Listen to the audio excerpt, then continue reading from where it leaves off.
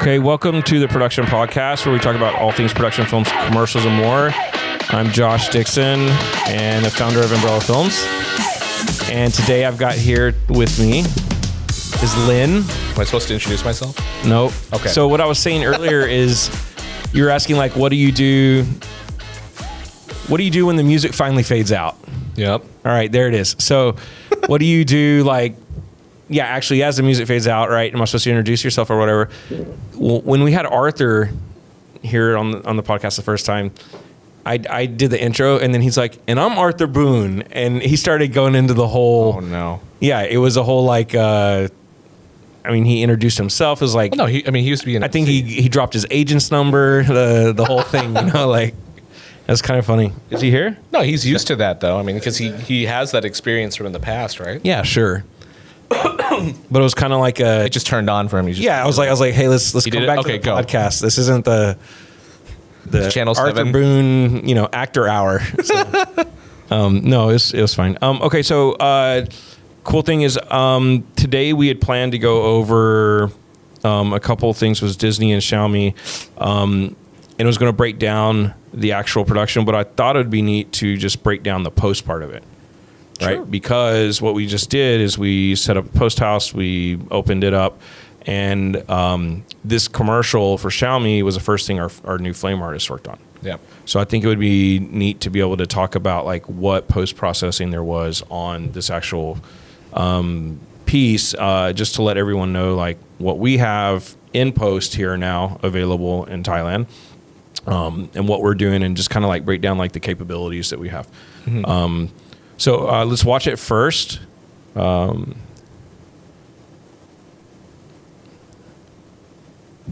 we go.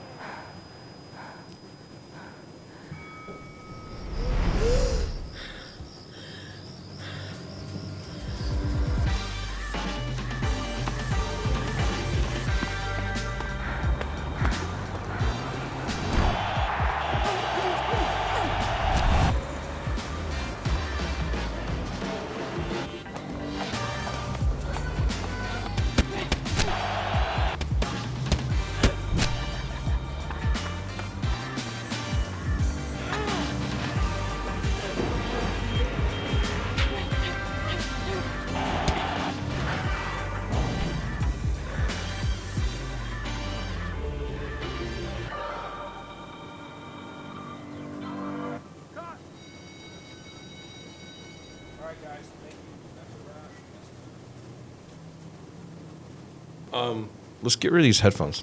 Yeah, This is terrible. Yeah, I'm not a headphone kind of. So, yeah, it's just it's difficult, Sure. in my opinion, to make it feel like authentic.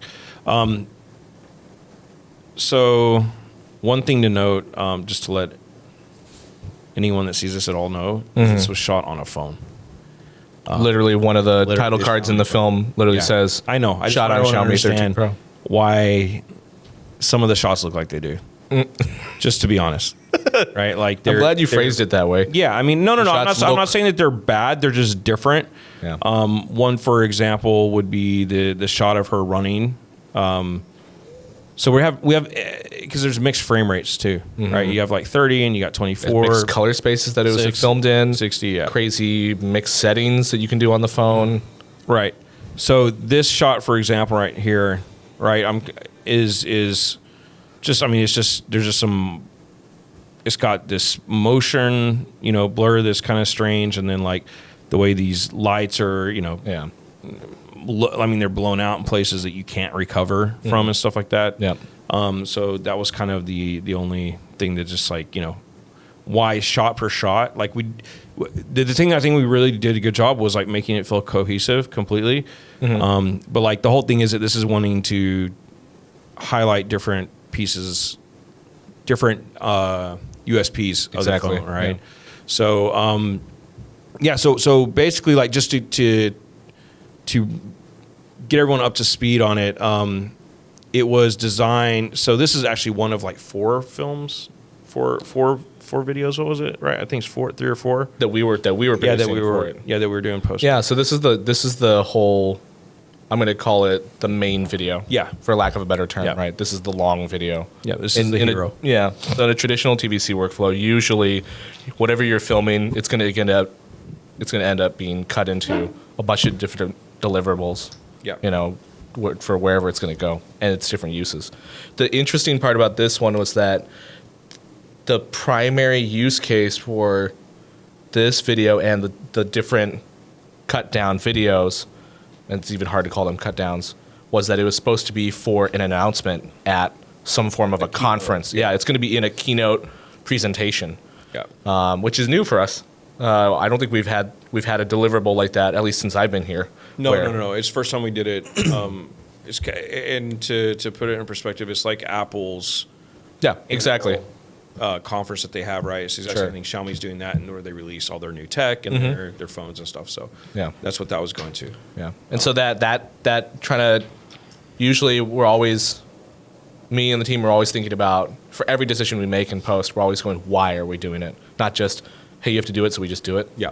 So especially when we're thinking about the format and the sizing and where it's going, our always question is, why are we doing that? Oh, it's because it's going here. We've never had a why where it's because it's going into a keynote presentation at a conference. Right. So. Which that was actually the big challenge for this spot. It's a huge challenge. Because there was a lot of unknowns from the beginning, because we don't have a delivery guideline from a TV network. Right. Or, it's going on YouTube or it's going on Facebook, so we know what those resolutions are, those aspect ratios.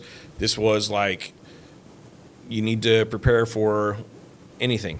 Exactly. From the beginning. So yeah, and then the way they're highlighting the USPs for the different videos was to highlight each one focused on a different functionality of the phone, right? Yep. One is designed for shooting in night mode. One is to be able to shoot in Dolby certified, Dolby HDR. Dolby Vision. Yeah, Dolby Vision. And then others were for some other stuff like the sound.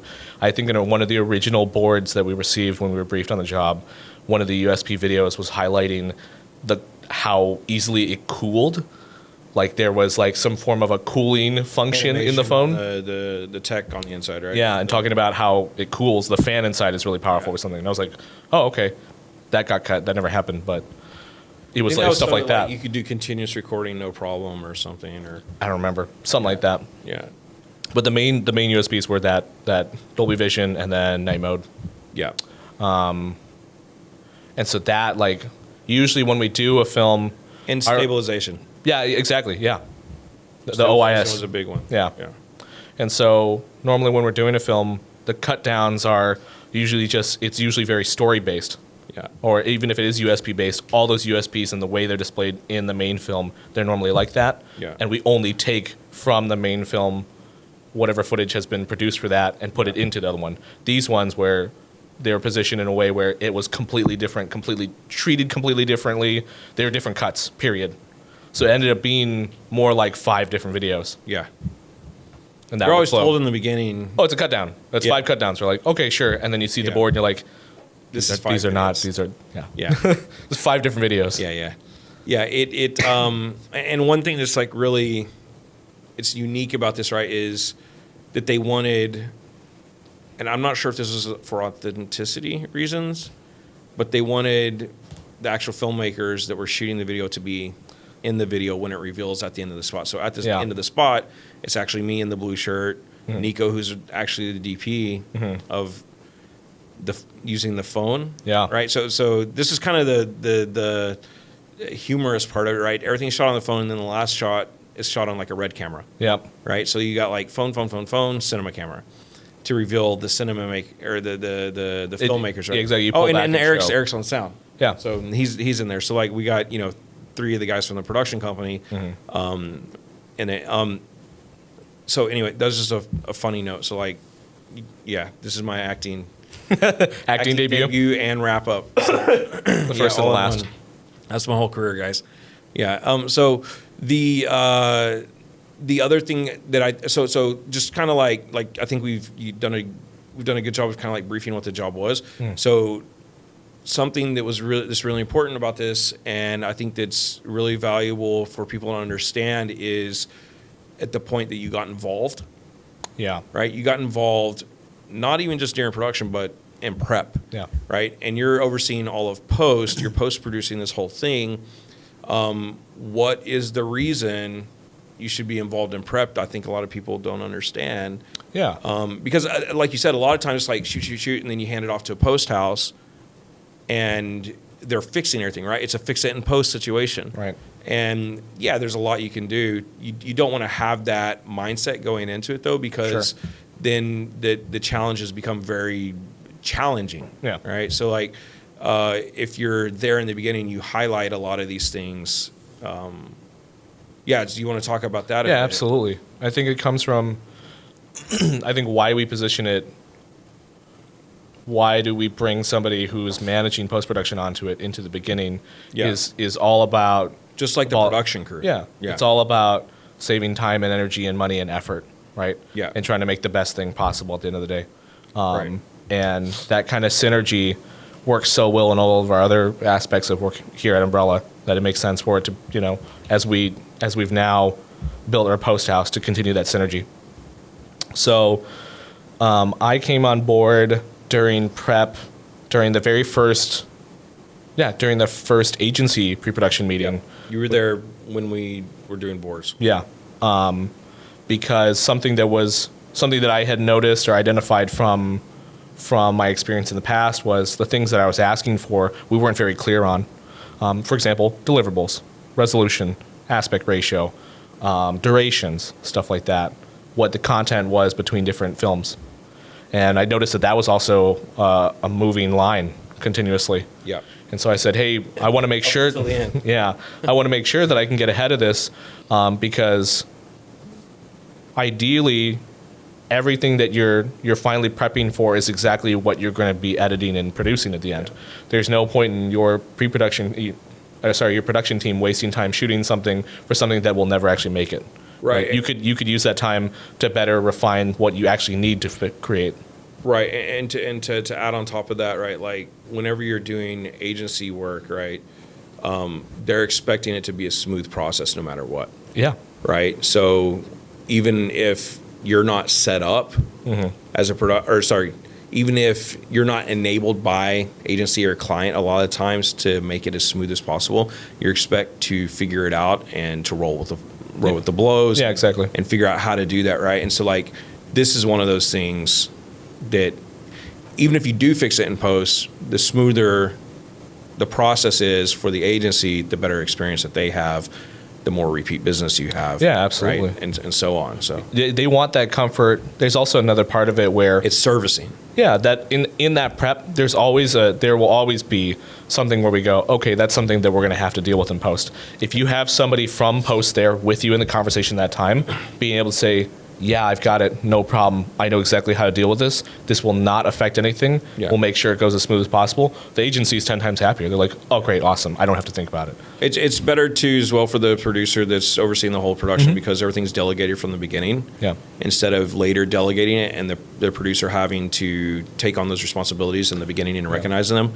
And a lot of times a line producer or whoever that is producing the job is not always going to, they're not always going to recognize the technical pieces of post. Sure. Right? Like yeah, exactly. they just don't have that experience. Yeah. Or sometimes they don't have the bandwidth.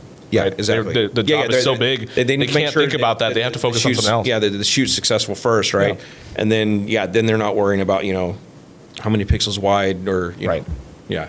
There's something, there's also another useful advantage of having a post-producer or a post-production supervisor or whatever, right, in the prep process where there's no onboarding stage that happens from going from shoot to post.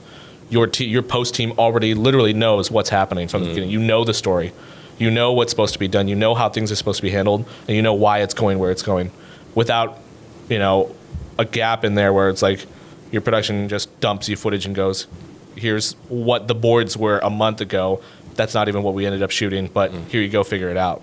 Instead, we were there along the way, understanding exactly what it's supposed to be and how it's being done to get there, and nobody had to explain it to us. We knew from the beginning. And so with this job, what was the most challenging part? I think from the technical, I'll talk about the technical side first, because that's easier for people to talk about. It's the fact that the phone itself has... right. When we're shooting on phone versus... And it's prototype. Yeah, also, yeah. Yeah, we were given several prototype phones to be shooting with, and some of the phones had I'm going to call it the latest version of that functionality, Yeah. and some of them didn't. That's but still right. having to combine them. Some of them had the more advanced camera. Some of them had a better OIS. One of them had Dolby Vision in it. One of them didn't. That kind of thing. And this is not the phone, just to clarify, it's not the phone that you're shooting. It's not the product, not the pack that you're shooting in camera. You're talking about because we're having to shoot the whole spot with the phone. Yeah. You have to use the phone that's set up to do this stabilization right now to do those shots. Exactly. Yeah. To the client, the agency, something that was always focused on and at the priority was authenticity. Yeah. We want to be able to say that literally the whole spot was shot on the phone. Yeah. I'm not saying that there are spots that have been shot in the past, not by us, but just in general in the world, where they go, oh, this was shot on whatever. And everybody clearly knows. You can clearly go, I'm pretty sure it wasn't. There's been times I remember seeing this, like they caught reflections of the crew, and you could see that it was an Alexa setup. Yeah, exactly. You know, like on someone's sunglasses or whatever it was, right? Like, and sometimes they're claiming, there's sometimes where they ride the line of that claim where it goes, oh, it inspired by the phone. Yeah, no, it's the sensor chip is the phone. Yeah, and the interaction with the phone is, but then it's got a PL mount. Yeah, and you've got master primes. Yeah, and a full. It's literally you took the brain of whatever camera out and you just put in the phone in and you remounted it. But the other $150,000-$200,000 worth of equipment is still integrated. Or they rig the phone to be the SSD.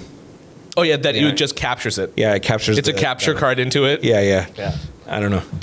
No, I've seen that in the past, and I go, okay. They wanted to step, and we asked the question along the way in prep too. We're like, hey, is that how you want to go about this? What's the level of authenticity? They said, literally, we want you to grab the phone and shoot it. Yeah. Yeah. We even got to a point where, like, how do we show off OIS versus not? And it was so interesting that at the time, these phones were so prototype that the client wanted. Not only was this this video project to create these videos for what they're going to show, but they also wanted to put it in the hands of filmmakers to see the limitations. We think it can do this. Go check it out first. That was such an interesting conversation. I'll leave it at that. Yeah, and that's going to be another. That's half technical, half experiential. Yeah, that's the whole thing that we had to go. But that's just a hard conversation to have. Yeah. When you want to. Half the time we're always expecting that whatever product you're making, you believe in it as well. It's the best thing possible. Right. And they're going, you should try it first. And we're like, wait. What? What do you mean try it first? It works. We're already hired to do this. Yeah. So it almost felt like a camera test in some. Well, no, yeah. Well, it was a bunch of camera tests. Remember, they kept asking for the camera test. Yes, over and over and over, and we were kind of puzzled by it. I was really puzzled by it, dude. Like, I was aghast. I was like, what? Yeah. What do you mean you need a camera test for your phone? Yeah, but it was. I mean, we were doing that anyways, but I think that I think this is the thing is I think that they were so. The software on this thing was changing all the time, right? Because they had their engineers creating this stuff, and then I think they were updating the phones almost like.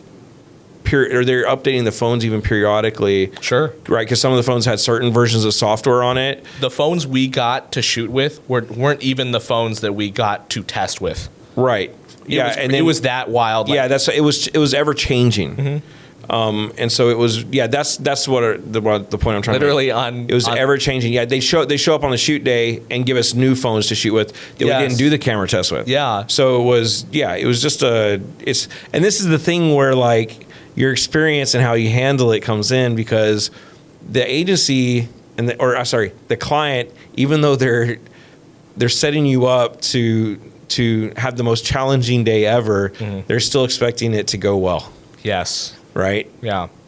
This is life of advertising. No. Yeah, absolutely. This is 101, advertising 101. I love it. I love the challenge though. No, it's fantastic. It's just kind of like, but this one is you're just kind of like, huh? Well, I'll just add to this book. Here's another one to add to the book of. Yeah. Oh, here's another weird thing that we went through. Yeah. So it was fun, and I mean, I enjoyed it because it's way different than the typical. Right. So Nico, right? for everyone who doesn't know, he shot our Hellhound. He's produced on that. He shoots tons of commercials, right? And we're always shooting with a proper cinema camera of some sort, right? Yeah. And like to see him out there, like holding the phone, running, you know, running around. Super funny. Because you have these big scrims set up, and you got lighting. You have all the equipment, everything, and then he's using. holding the little phone, Yeah. running around. Yeah, and you got his. You've got a 10-ton grip and electric package out there with a whole crew. Yeah. And then there's Nico. Yeah, and they're running inside, you know, lighting it though, like reflectors, and negative fill on one side or whatever, right? But then then the phone. So that was the coolest thing for me, is to see him do that, right? Because he's a big guy. Yeah, right. Like he's big guy, small phone. Yeah. It's like a big guy with a little dog going in the park. Kind of thing. Exactly. It was pretty humorous, but. Cool. So the post break. So once we got shot, right, that was a whole other thing. But like we won't talk about that. But like the post, we just hired our flame artist that we have now. His name Peach, and he did a lot of work on this. And then this is the director's cut. I actually enhanced it even further. I added film grain and a bunch of stuff, right? Like, which obviously does not come on the phone. No. And we didn't do that for the actual piece that aired at the keynote, right? But what are some of the things in here that we can just kind of like talk about quickly about what we did in Flame? I think the most easily recognizable is going to be towards the back half of the film when she's in the container section at the port. Sure. So Peach did this little animation. Yeah. So the eyelids there. Yeah. Animating that in. In this shot, there's some. I think in grading we removed she's actually on a bed there. Yeah. Removing. Logo from her shoes. Yeah. Right. There's a logo on. I forgot which brand it is, but we removed the logo from the shoe. Right. Yeah. Here. Right. You can't see it hardly, but we did it because the lawyers told us we had to. Yep. Removing. There's all sorts of. So this film is supposed to be taking place in somewhere in Europe. It's for the European market. Yeah. That was what it was announced for. So everybody has to be European, Caucasian, whatever. All the locations need to match that. In this place, this is all filmed in Thailand. Yeah. This is a Thai boxing ring, and there's tons of Thai text everywhere. Yeah, it's right. all removed, all gone. There's tons. It's everywhere. All this up here. Oh, that's everywhere. Yeah, all the logos for the fights, the Muay Thai stuff, and all that. That's all been painted out, right? Yep. Trying to think if there's anything there. Oh, in the backgrounds of these. Oh, it's everywhere. Same thing, right? Yeah. Painting out logos and signs here. So like, there's probably stuff right here before. Yeah. It's Thai writing or something like that, right? Yeah. It's all in Thai script.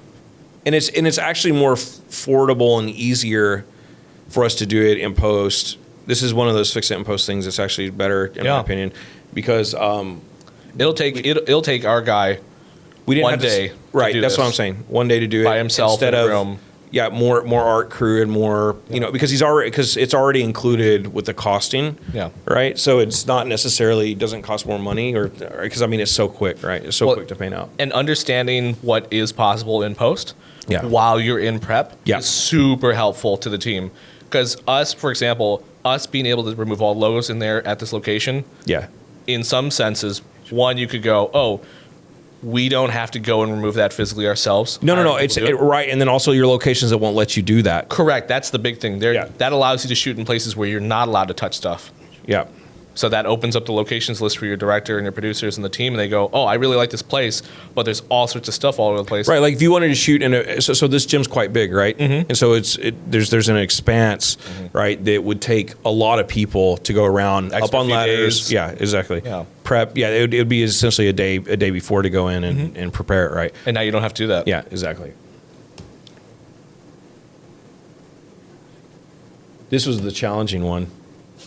The stairs. That's the one I really enjoyed seeing Nico. I was gonna say the challenge is to not laugh watching Nico running up the stairs. He's running up the stairs with the phone, right? Yeah. He's actually in one of the other films doing it, which is even funnier because he's he's in the actual film holding the phone. Yeah. Yeah. Exactly. The other films actually show the crew operating the stuff. Yeah. Throughout the film, not just the end. Right. Yeah.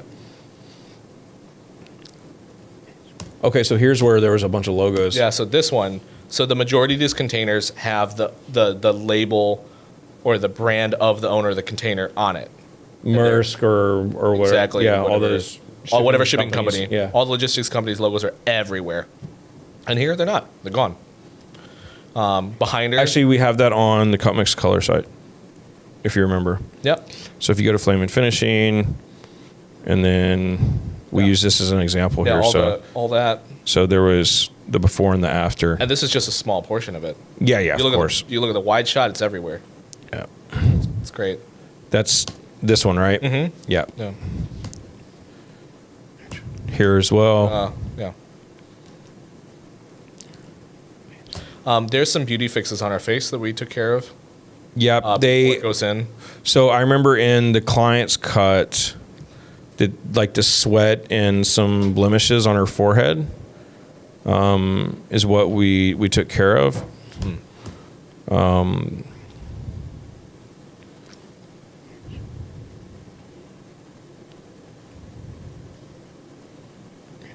There's no fixes in here, I don't believe, because obviously we wanted to see the equipment and everything. So, Yeah. and there's Eric, me, Nico. Yeah, that's that. The grade. That was interesting. I'll talk a little bit about Sure. that. It's a slightly different workflow than when we're using traditional cinema cameras, where usually that's shot in some form of a log or a raw format, or color space rather. Sorry, and these phones don't. And so you initially, sometimes you run into an issue where you're used to setting up your color management in Resolve, where everything's in a raw space initially, and then it's being output to whatever broadcast color space you want, whether it's Rec 709 or P3 or whatever. And here we had to essentially do the reverse from the input. So you'll have an input color transform from Dolby Vision Rec 709 or Rec 2020 into DaVinci Wide Gamut or into ASUS 1.2. Work within the wider space. You're and losing then me, bring it man. back out. I don't understand the laser. Well, no, it's just for the That's why you do for the that. nerds. Yeah. for all the post nerds. But yeah, so essentially we had to work with a color space that was smaller at first, expand it out real quick, information wise, and then work back out. You're saying this is the technique that was used in order to maintain or make it look better? Yeah, exactly. Let's say, for example, if something, the information, it's all mathematical equations, right? Mm-hmm. And so if you don't expand the math out a little bit so it can be more refined, whatever corrections you're doing to it get multiplied in the wrong way, and it looks bad. Still losing you. Yeah. Still gone. I watched playback. I was okay with it. And then I saw it cut, and I was okay with it. Well, that's the magic. And then the grade. Well, that's why I'm here, so you don't have to do that. Yeah, the grade was okay. I was happy with it. And then I said, let's just put a lot of film grain on the whole thing. Yeah. You can see it in the first shot, too. It's pretty heavy.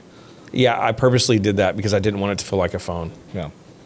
That was but it wasn't a bad film grain though. Like a lot of times, like whenever they do it, I feel like it's so like it almost looks like static or something, or ants crawling around. Sure. This was like I was trying to give it some sort of an organic feeling to it because like phones in general, in my opinion, they have like several issues, right? One obviously is just the overall quality, right? Yeah. Two is anytime you move the camera or the image, it feels like the whole thing like has a really bad rolling shutter and it jiggles usually. Yeah. Right. And then the other is just like the lens, right? The depths of field and whatnot. It's just not.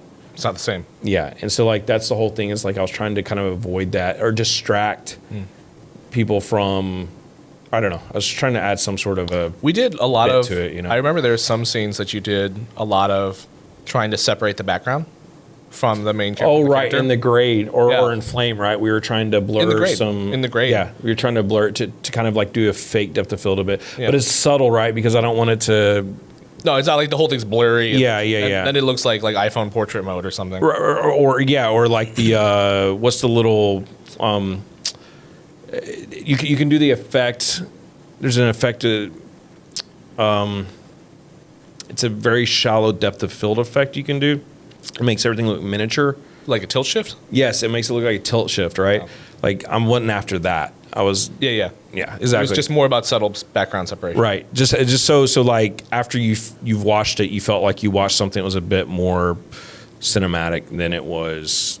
I hate using the word cinematic, man. I think everyone uses the word cinematic. For, Yeah. Yeah. I mean, that's the whole. Oh, I got a DSLR. I can shoot cinematic, and depth of field. Now it's cinematic. Like I'm not trying to go down that road. I'm just trying to go down or make it like just. You need to be unaware of it when you see it, right? It's not over. It's not done. Like you can actually like a good example of this, right? Is whenever the DSLR craze came about, like 15 years ago, 10 or 15 years ago, probably 12 years ago, something 5D like Mark II. Right. And people were able to, so essentially whenever they started enabling video to be shot on a DSLR, because the lenses had the depth of field that they wanted and the sensor size already, right? And then it was just a matter of they didn't have the capabilities of recording video yet. Yeah. Once they did that, then everybody went nuts and they're like, oh my gosh, I can shoot cinematic now. Yeah. Right. And you would get these videos and you're like, whoa, that looks cool. And then like now I look at it and I'm like, my God, there's only one place, one small piece of that image that's in focus. And it looks so cool to me because I was always used to like everything being focused. Like a super small sensor camera where everything's in focus, right? And then you do that and then you can go back and look at all these films that have like these amazing cinematographers, right? Like Robert Richardson, we were talking about this morning, right? Like, so like if you go back and watch all his movies, like Tarantino, all these movies, they don't have depth of field that looks like that. No, like, absolutely not. There's a lot of stuff in focus. Yeah, actually, and people don't realize it. No. If you go back, watch it and see how in focus or just defocused a little bit the background is compared to the foreground. Sure. And it's not a lot. It's not a big difference. I mean, only whenever you get into telephoto lenses do you really start to notice that. Yeah. And that's one of the things. It was like and this goes to point out like it's all about the story. It's all about your composition. It's about the actors. It's about the art design, the production design. It's about all of that, right? And then how it all works together. And this is where I think like it's kind of like separates the boys from the men. Essentially, is like you understand the whole process of directing. Yeah. Versus I got cool equipment. Yeah. Right. It should. I believe in the concept that it should be whatever you're doing, it should be enhancing the storytelling. 100% is first thing. That's the sole focus of the story. What we're communicating. Yeah. No. Exactly. I mean, this is the reason why. So this is the main issue I feel, right? That when people when they want to get into film or video production as a career, they go about it wrong first. Everybody's focusing on the equipment. Yeah. Because that's the difference you can immediately tell. Well, the thing is that it's cool to them. They like it. They enjoy it. There's usually a passion there. Yeah. That kind of like sets that whole chain reaction off, in my opinion, right? And the whole issue, the whole challenge for them is they go and try to find a client of some sort, a customer, essentially, right? And they're like, my rate is this amount of money, I'll do this for this amount of money. And then the customer's like, well, why? Right. And it's like, well, I got this equipment. It's going to be like there's no direct value to the client, right? Like the client doesn't care if you shoot with your phone or a huge Alexa package or anything like that, right? And like that's where everyone always kind of like, my day rate's this, and they're super hard on all their payment terms, and I support everyone on that. But like the whole thing is like, when they get offended, because I notice this a lot in the film community, they get offended whenever their client, like, and I'm not talking about another producer hiring you, I'm talking about someone who's not in film, owns a small business. You're going to shoot an advertisement or a small commercial or an interview for them, and then they get offended that they offered them a low amount of money, but the thing is that they don't know anything about film, right? All that person is interested in is getting some sort of a digital video that promotes their company, right? And the people that are getting offended by the rates don't understand that you need to be offering them value, Right. right? What's valuable to them? Your cool camera's not valuable. They don't care about that. No, they don't. So that's my. I think it's when I think the difference between the boys and the men is when you graduate to the concept of understanding that you are focusing on the story and that you are selling value in that way versus just trying to make a percentage markup on a rental or something like that. Yeah.